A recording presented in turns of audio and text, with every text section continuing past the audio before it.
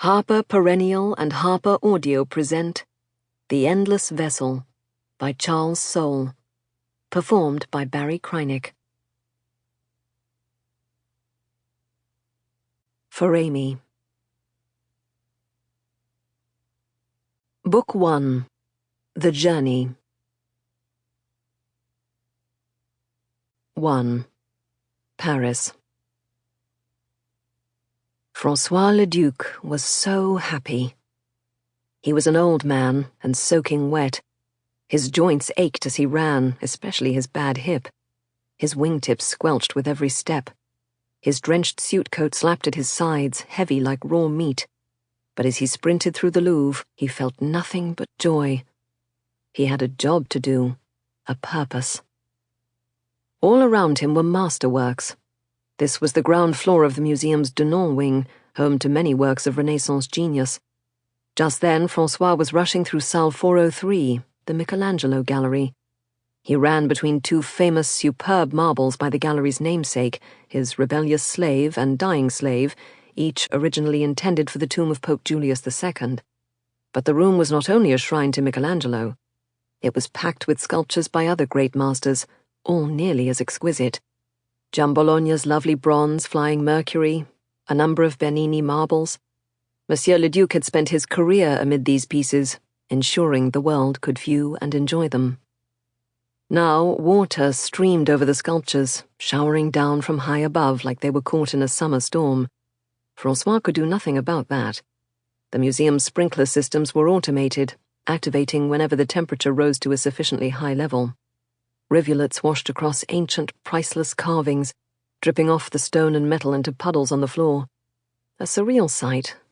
But water was no threat to these works, or even the hundreds of paintings being similarly saturated in other galleries. The museum's restoration department could handle the damage. In the centuries since these pieces were created, most had survived worse than a soaking. Fire, though. Fire was another story. Flame would be the end of even these long-enduring works. It would swallow the paintings whole, blacken and shatter the marbles, melt the bronzes into puddles. The Louvre was burning, and if the blaze was not suppressed, François le Duc would be one of the last people alive to set eyes on its treasures.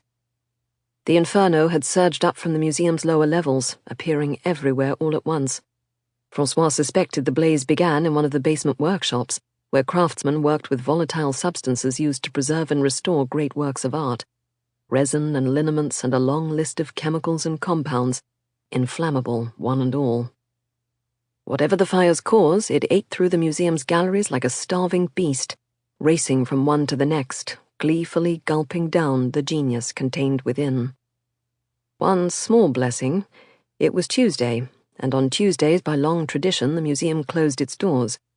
On any other day, le Duc would be fighting his way through a crush of fleeing patrons. But this evening he had the halls to himself, as far as he could tell.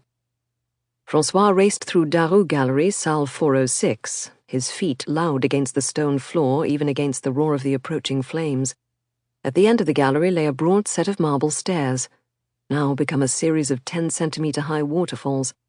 The old man hauled himself up, passing the lady from Samothrace in all her glory at the first landing.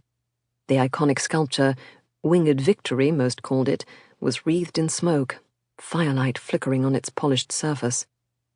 It almost improves it, he thought. Gives the piece an apocalyptic air that's really quite... François le Duc slipped, flailing wildly, certain he was about to fall backward and break his neck with his task unfulfilled. His palm found the brass banister, and he grasped it tightly, wrenching his wrist but finding his balance. François took a moment, his heart pounding.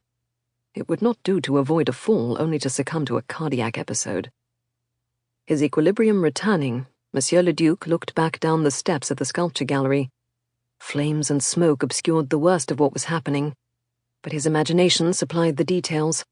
Centuries-old stonework heating beyond tolerance, the clean white marble turning black, cracks obliterating the delicate carvings. A disaster. And somehow not even a single member of the museum's fire brigade was in evidence. The Louvre kept 48 firefighters on permanent staff. None of those were to be seen, nor any from the city itself. Perhaps the firemen... Sample complete. Ready to continue?